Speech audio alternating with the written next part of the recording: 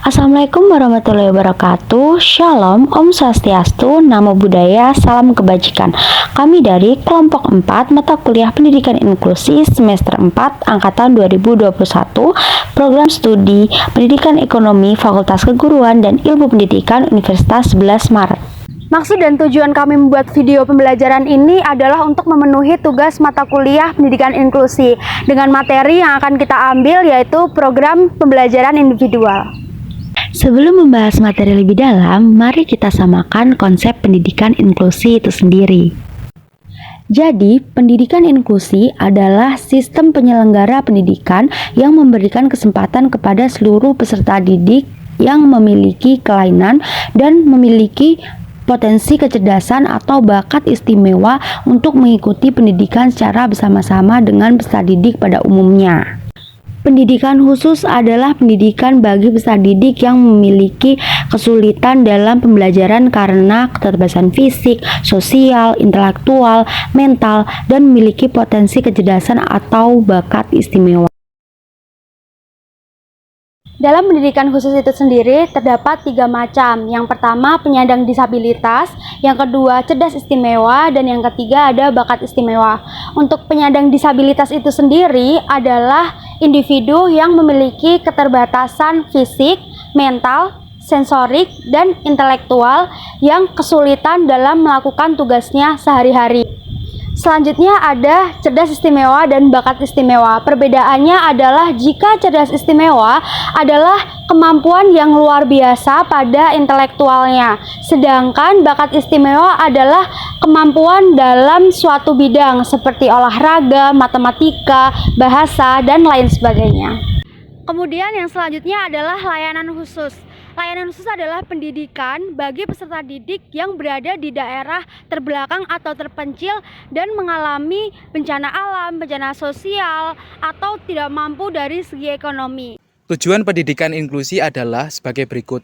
Yang pertama yaitu memberikan kesempatan bagi peserta didik berkebutuhan khusus dalam mendapatkan kesempatan untuk belajar sesuai dengan kebutuhannya. Yang kedua yaitu mempercepat program wajib belajar. Yang ketiga yaitu meningkatkan mutu pendidikan dasar dan juga menengah. Yang keempat yaitu menciptakan sistem pendidikan yang menerima keberagaman serta tidak diskriminatif. Dan yang terakhir, yang kelima yaitu memenuhi amanat Undang-Undang Dasar 1945 serta Undang-Undang Nomor 20 Tahun 2003 tentang Sistem Pendidikan Nasional. Selanjutnya yaitu implikasi manajerial pendidikan inklusi adalah sebagai berikut. Yang pertama yaitu sekolah reguler harus bisa mengkondisikan kelas yang hangat, ramah, serta menerima keberagaman. Yang kedua yaitu sekolah reguler harus bisa mengelola kelas heterogen yang memiliki kurikulum yang bersifat individual. Yang ketiga yaitu sekolah reguler harus memiliki guru yang profesional sesuai dengan ketentuan undang-undang tentang guru. Yang keempat yaitu guru harus bisa dan memiliki keterampilan dalam mengelola pembelajaran. Dan yang kelima yaitu guru harus bisa melibatkan serta mengkolaborasikan orang tua dalam kegiatan pembelajaran. Untuk itu ada beberapa poin penting yang perlu diperhatikan dalam penyelenggaraan pendidikan inklusi sebagai berikut.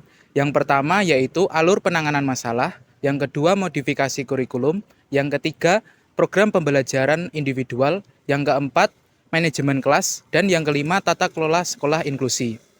Dalam video kami, kelompok kami akan menjelaskan serta menguraikan lebih lanjut pada materi program pembelajaran individual. Dalam pembuatan PPI, tim menetapkan tujuan jangka pendek dan tujuan jangka panjang. Yang pertama, tujuan umum atau biasa disebut juga tujuan jangka panjang. Tujuan umum atau tujuan jangka panjang bisa dicapai oleh peserta didik dalam kurun waktu setahun atau sering disebut dengan tujuan tahunan. Tujuan umum dapat ditentukan dengan berbagai cara, salah satunya yakni menggunakan hasil tes. Hasil tes umumnya menunjukkan secara pasti kelemahan dan kelebihan anak, termasuk bagian-bagian yang paling tidak dikuasai oleh anak. Hasil tes inilah yang dipakai untuk menetapkan tujuan pembelajaran. Contoh penetapan tujuan umum berdasarkan hasil asesmen peserta didik berkebutuhan khusus pada pembelajaran ekonomi yaitu apabila pada hasil asesmen peserta didik memiliki kelebihan mampu menjelaskan fungsi-fungsi pajak dan memiliki kekurangan yakni kurang mampu menjelaskan manfaat pajak, sehingga dapat disimpulkan tujuan umumnya yaitu peserta didik memiliki kemampuan untuk menjelaskan manfaat pajak. Yang kedua, tujuan jangka pendek. Tujuan jangka pendek adalah pernyataan lebih spesifik tentang keterampilan yang akan dikembangkan untuk mencapai tujuan umum atau tujuan jangka panjang tertentu. Contoh penerapan dalam pembelajaran ekonomi adalah apabila tujuan panjang peserta didik berkebutuhan khusus mampu mengidentifikasi permasalahan ketenagakerjaan, maka tujuan pendeknya yaitu peserta didik berkebutuhan khusus mampu menjelaskan masalah pengangguran. Program pembelajaran individual harus menyatakan kapan layanan akan dimulai atau rencana dimulainya kegiatan untuk setiap tujuan khusus, jangka waktu kegiatan, dan tanggal evaluasi untuk mengetahui tingkat ketercapaian tujuan tersebut. Seberapa sering akan disediakan, lokasi layanan akan diberikan, dan durasi kegiatan. Selain itu, harus juga dideskripsikan metode dan kriteria evaluasi bagi setiap tujuan, meskipun secara eksplisit. Hal ini juga dapat dilihat pada bunyi tujuan yang dimaksud. Setiap tujuan harus secara pasti menyebutkan kemampuan yang akan ditunjukkan anak, kriteria yang dapat diamati, dan kondisi munculnya perilaku atau kemampuan tersebut. Keberhasilan kegiatan PPI itu ditentukan oleh perencanaan, pelaksanaan, dan hasil. Program pembelajaran individual atau PPI harus ditinjau setiap tahun untuk memperbarui tujuan dan untuk memastikan bahwa tingkat layanan itu memenuhi kebutuhan siswa. Selama tahun ajaran, pemantauan kemajuan akan sering dilakukan untuk memastikan bahwa siswa telah mencapai tujuan yang telah ditetapkan dalam PPI. Ada beberapa prosedur evaluasi yang dapat digunakan. Sebagai contohnya, evaluasi dapat menggunakan dokumen catatan atau diagram kemajuan dalam bidang akademik membaca, menulis, berhitung, serta catatan hasil laporan observasi perilaku. Program lanjutan yang harus dilaksanakan untuk mencapai tujuan awal. Berdasarkan hasil evaluasi, tim dapat disimpulkan apakah PPI dapat diteruskan atau tidak. Tim dapat menggunakan PPI yang sama jika tujuan belum tercapai, atau tim dapat menyusun PPI baru sesuai dengan perkembangan kemampuan peserta didik yang telah dicapai. Program pembelajaran individual atau yang disingkat dengan PPI merupakan program pembelajaran yang didasarkan pada kebutuhan setiap siswa, berpusat pada siswa, dan bekerja dengan siswa untuk menyelaraskan antara kebutuhan, tugas, dan perkembangan belajar siswa.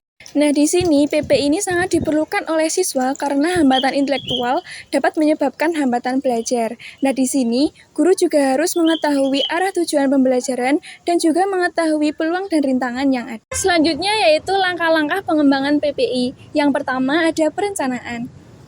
Nah, di dalam perencanaan ini terdapat dua komponen penting. Yang pertama yaitu mengetahui arah tujuan dan harus berbasis data atau berdasarkan hasil asesmen. Untuk mengembangkan PPI ini terdapat beberapa proses. Yang pertama yaitu mengembangkan hasil identifikasi dan asesmen. Nah, di sini harapan kurikulum, keterampilan, dan pengetahuan saat ini penting untuk kebutuhan siswa untuk menentukan kelebihan dan kelemahan yang dimiliki. Kemudian yang kedua, tuliskan sasaran yang dapat diukur. Selanjutnya yang ketiga, pilih layanan pembelajaran dan dukungan program. Yang keempat, melaksanakan dan memantau kemajuan. Dan yang terakhir atau yang kelima yaitu hasil yang diinginkan atau hasil dari pembelajaran itu sendiri.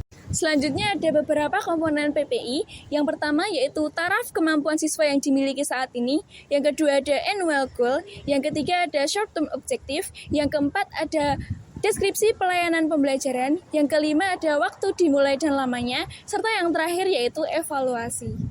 Selanjutnya langkah pengembangan PPI yang kedua yaitu pelaksanaan. Nah, di dalam pelaksanaan ini terdapat beberapa langkah yang dilaksanakan dalam PPI. Seperti yang pertama menyusun tim pelaksanaan PPI, yang kedua menilai kebutuhan, yang ketiga mengembangkan tujuan pembelajaran, yang keempat menyusun prosedur dan metode pembelajaran, dan yang terakhir menentukan alat evaluasi. Selanjutnya, langkah pengembangan PPI yang ketiga ada penyusunan tim PPI. Yang pertama, yang dilakukan oleh sekolah penyelenggara pendidikan inklusif untuk melaksanakan PPI adalah membentuk tim dalam pelaksanaannya, yang terdiri atas kepala sekolah, guru sekolah reguler yang terdiri dari guru kelas dan guru mapel, yang ketiga ada psikolog, guru BK, terapis, dokter, dan ahli tenaga dari pusat siber. Selanjutnya yang kedua, setiap anggota tim ini membagikan dan juga atau melakukan sharing informasi mengenai peserta didik dan juga layanan yang dibutuhkan oleh peserta didik. Nah, di sini setiap anggota tim saling bekerja sama untuk menyusun PPI bagi siswa berkebutuhan khusus. Selanjutnya yang ketiga yaitu tim menyusun kontrak kegiatan kerjasama untuk mendukung proses pelaksanaan PPI dan juga proses pembelajaran.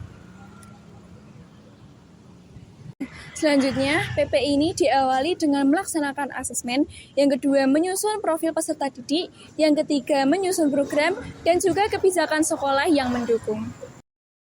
Demikian penjelasan kelompok kami atas materi program pembelajaran individual. Semoga penjelasan kami dapat menjadi referensi wawasan teman-teman semua dalam menerapkan pendidikan inklusi pada mata pembelajaran ekonomi di SMA. Demikian video pembelajaran dari kelompok kami. Jika teman-teman semua ada kritik, saran, serta tambahan lainnya, bisa banget buat komentar di kolom komentar di bawah ini ya teman-teman. Jangan lupa nanti like, komen, dan subscribe video kami. Dadah!